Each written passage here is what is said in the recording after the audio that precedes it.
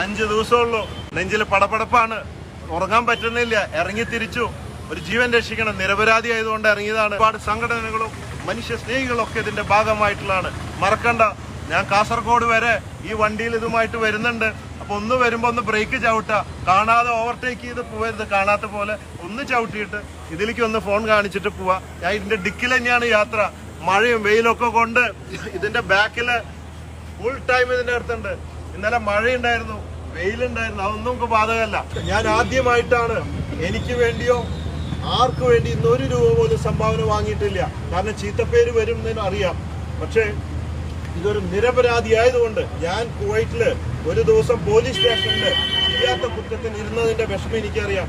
18 വർഷം ഒരു കുറ്റം ചെയ്യാത്ത വ്യക്തി ജയിലിലിരുന്നെങ്കിൽ അതിന്റെ വിഷമം എനിക്ക് ആലോചിക്കാം. പിന്നെ ആ ഉമ്മയുടെ കരച്ചില്, അതുകൊണ്ടൊക്കെ ഞാൻ ആദ്യമായിട്ട് ഇറങ്ങിയത്. പലരും പറഞ്ഞു ചീത്തപ്പേര് വരും, ഇതുവരെ ഇറങ്ങിയിട്ടില്ല, ഇനി ഇറങ്ങണ്ടെന്ന് പറഞ്ഞു.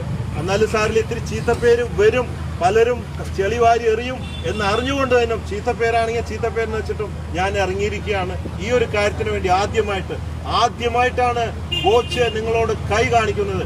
കൊടുത്തിട്ടേ ഉള്ളൂ, കൊടുത്തേ ശീലമുള്ളൂ. ആദ്യമായിട്ട് കൈ കാണിക്കുന്നു, ജീവന് വേണ്ടി മാത്രം.